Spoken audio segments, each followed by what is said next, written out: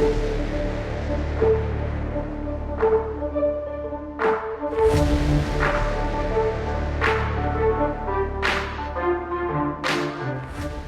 somebody find any number of articles talking about the effects of global warming, the harmful effects that society has had upon the environment, and just start tweeting them out to Aya?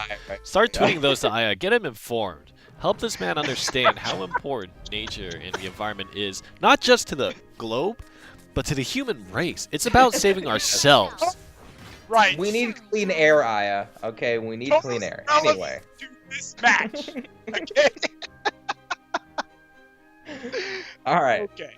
So let's get into the opening hands. It really feels like, I don't know what's happening here, but like people are just neglecting to play their swords first. I mean, this really tells me they've done their testing against each other, because not only do they know what lineups they have, they know what decks they're presenting first, and it's pretty streamlined across the board. This tells me that they believe that the Forest versus the Runecraft deck is pretty close to 50-50, but our experience has been much different. Right. From what we've been seeing, Forest is, you know, kind of holding its behind a little bit. You know, it's been getting burned a lot. It's getting burned a lot, you know? But we may see a little bit of a difference. I hope that we do see a little bit of a difference, because every time we've seen this matchup, it's just horrible.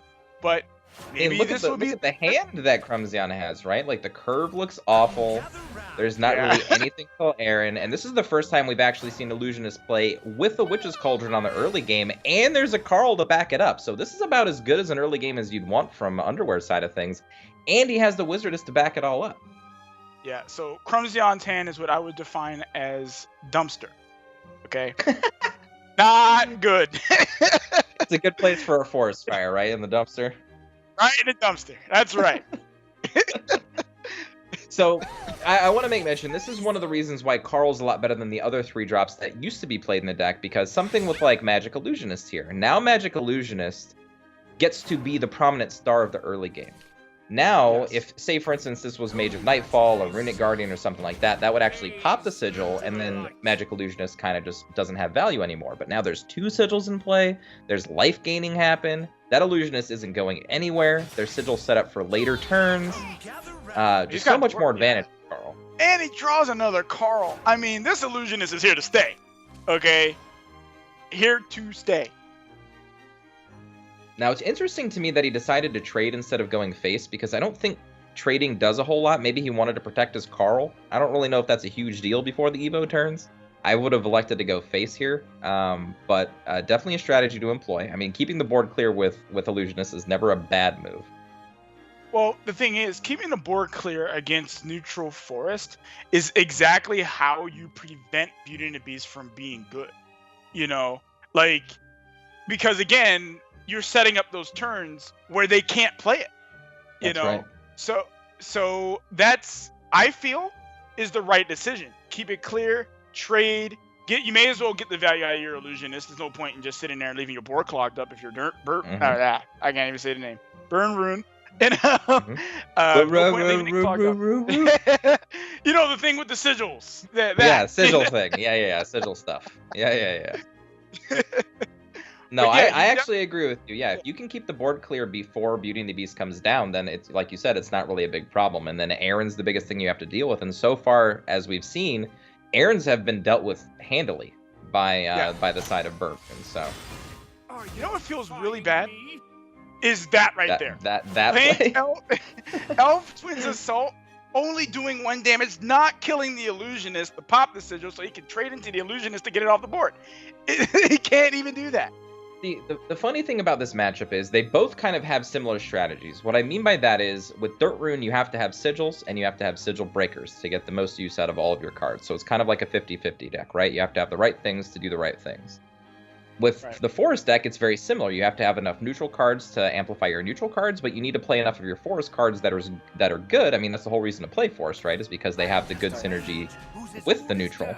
But it's so far playing out that the sigils are just much more consistent. They used to be a lot less consistent, but like you said, Carl, The most important new piece of the deck is that it just gives it more early game sigils, and Telescope actually just lets you keep on curve filtering your deck, so it actually gives you more consistent Wizardesses in the late game. It just feels like a lot more consistent deck now, while this Neutral Forest deck just seems like we've seen it many times just not be able to activate its cards properly. Brick City, okay? That's right. If you were building a city, you would start with Neutral Forest right now, okay? This is the foundation of brickery. Okay. we should open up a school called just that, Foundation of Brickery, and then we can have Derzello be our professor. No, man, he'd have to be the dean, bro. He'd have to Okay, you're right. He's the dean. He's right. That's right. He's the dean of admissions and the dean of the population of the school kids. You know what I mean? Like he's teaching you the ways of the bricks. Just in the general sense of things in the courtyard, and then you've got the big brick teachers in the classrooms. I like this. Yup. Sweet. Okay. All right. Okay. So the funny thing, I'll make mention of something that you actually brought up earlier. That would have been a perfect turn to do the thing that you were talking about with Staircase into Beauty and the Beast to get value, but of course we see the opposing board. You can't do that. You're literally just giving up the game. Yeah, he's basically saying, you know what, man? I have resigned to my bricks. It's a wrap.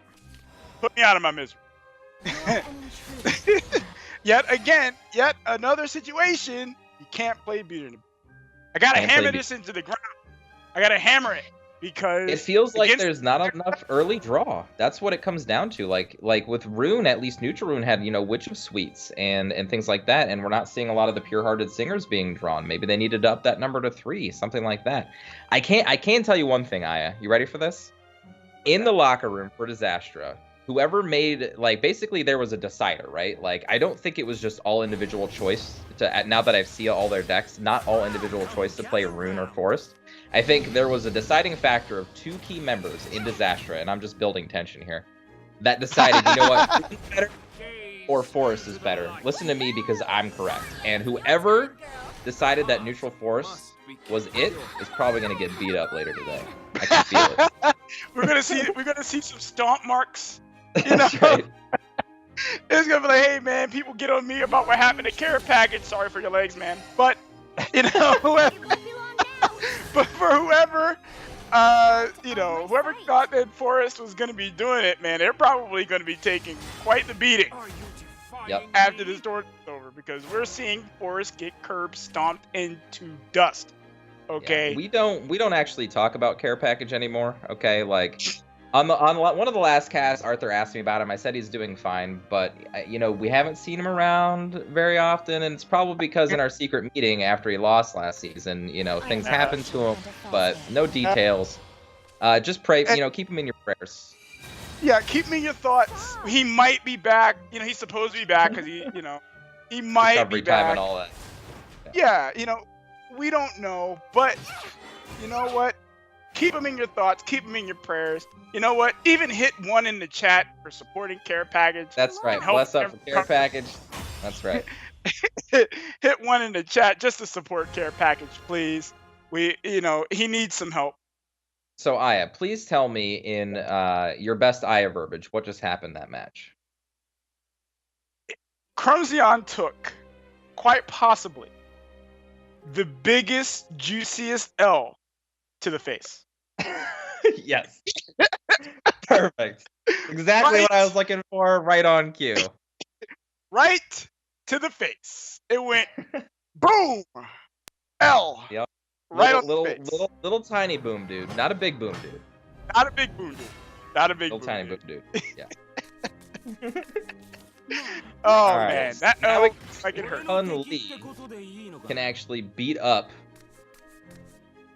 Lancer. anything. Yeah, Lancer. I couldn't think of that card off the top of my head. I was like, yeah, Lancer. That's it. Yeah, okay. Well, this is the mirror, the neutral sword mirror. I'm not actually neutral sword. I'm sorry, mid sword mirror.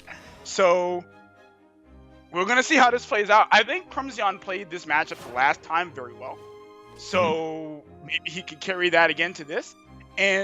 But the next game, he's gonna be forced to play neutral. If he wins this game, he's gonna be forced to play neutral right. against this deck. that we've already seen get cursed. Demolish it. Yeah, demolish it. Because Beauty and the Beast isn't even a good factor against Sword, and that's the biggest thing that Neutral Forest has. So, I don't know. Now, I would actually say that being on the draw in this matchup is actually better. Like, having the extra Evo. You know, they have so many cards that utilize Evos very well in the deck, and having that extra one in the late game really matters. And they're not doing this all-out aggressive plan. As you see, there's board trading, there's not full aggression to face, that kind of thing. So I think having the extra Evo point actually gives Crumsion a little bit of a leg up here. Yes. Sword is one of the classes that uses Evos incredibly well. Like, there are certain classes that don't really use Evos that well. Like, for instance, Haven. Forest. I mean, they have precedent. Forest. Forest. Right. All right. Excuse me. But, you know, I know, you know, just a little bit of a cough you had there. You know. Yeah. It sounded a lot like Forest, but it couldn't have been right. So, but Haven doesn't necessarily use Evos super well as Sword does. And same with Rune. Rune uses Evos really well. It has Levy, you know. That's quite possibly one of the best, if not... It's the best. It's the actual best. Target game, you know? Well, okay, Albert fights for it a little bit. Albert's a really good Evo target as well. That's later in the game, man. Like, yeah. Straight utility. Levy, 100%. You know, White Paladin might be coming up there. I mean, we see the number of White Paladins in these mid-sword decks, and they've been putting in a lot of work today, especially alongside Mars. That's not to be forgotten. I just realized that just in a previous game, so now you guys know it too. Lots of value. Yes, White Paladin showing how good it is right now, especially in this particular style of meta where there is a ban. Because White Paladin wouldn't be so good against PDK. As we've noticed, every Dragon deck banned. No one wants to fight that. They're like, no. So they're like, we want to play fair and honest games. Okay? So we're playing mid swords and burn runes, and I don't know how honest burn rune really is. But, like, you know, we're playing those. Let's go. And I'm actually really, as I said before, and I am repeating myself when I say this, but I am very happy to see this iteration of Sword getting played. Yes, very happy. Yes. It really just means that they were the next step up. Like, EU was still on the aggro Sword plan, maybe not even really that much on Sword at all in general, actually. Trying to focus on PDK, but we saw PDK all day yesterday on the EU side of things. And players today, they really have a concise game plan. Ban PDK, beat aggro Sword, and then whatever other comfort deck that I have, and or, you know, the team captain, you know, divided in the locker room telling him what to play, that kind of thing. So that's definitely a real thing. I'm making that a real thing. I can imagine them saying, don't play this Forest deck was one of the discussions that took place. Yes, and the other discussion was, don't play this Rune deck, it's terrible. And then, you know, some of them won, some of them lost. That's how it goes. You know, somebody might just take a, you know, L to the face. That's right. A big juicy one at that. A big juicy L to the face. All right. Don't forget that. Okay. Right. So we're seeing Council of the Card. I'm sorry. Go ahead. I was gonna let you go ahead. You already said the name of the card. Please go. All right. So Council of the Card Knights, as we see, even in the mid-sword list, we see it a lot in the aggro list. Even in the mid-sword list, it's even better in the mid-sword list because it creates a board. It's a nice big board, you know, and those stats are no joke. Okay, 1/3, all of them across the board, different abilities, the ward obstructing things right now. That card is crazy value. And even I'm not gonna lie, 3/9 is bigger than Goblin Mount Demon. I'm just gonna put that out there. 3/9 is bigger than Goblin Mount Demon, 100%. And for those who are wondering what 3/9 means, okay, it means that they're in combination, all of their stats together equal 3/9. All right, not that they're 3/9s, obviously. Right. Right. If they were all 3/9s, then the world would burn, and you know nothing would be left. So there really wouldn't be Forest because you would never beat that deck with 3/9. He summoned on 5, like never. No. Okay. No, that would not be fair. But Staircase is obviously, that's another reason why this card is super good. The tokens create more ways to reduce the cost or the value of your I'm sorry, not your cost, the countdown of the So you've got Geno, you've got the tokens Geno presents, you've got Council of Card Knights, you've got Round Table Assembly, you've got Alwita's commands, you've got White Paladin, all of these cards that just generate huge boards that just help you proc that staircase so fast. And getting extra cards in this deck is, again, like we've said, one of Sword's weakest things in the past. It never had a good way to get card advantage. And now with Staircase opening up this late game, it's really hard to actually hope that your opponent doesn't have an Albert to end the game with anymore. It's like literally impossible. Yeah. Well, one of the things I will say about Staircase, another reason why it's incredibly good in Sword, is that Sword is not a class that runs a ton of spell, right? Right. So, you know, it pulling like a bunch of followers allows it to play multiple things in a turn, like the cheaper followers rather. It allows it to play multiple things in a turn, allows it to just do really, really well in these long, drawn-out games, especially like what we're seeing right now. And Crumsion is in a lot of trouble, okay? A lot of trouble. A lot. Very behind. When you're at 20 and your opponent's less than 10, and this is a sword mirror, it feels really good. Now, I said that Crumsion had the advantage because of more Evo points, but he hasn't been able to present the board states that Underwear has. He hasn't had the same number of Council of Card Knights and things like that. So it's been a lot harder for him to use his Evo points effectively, and so much so that Underwear still has one left. Right.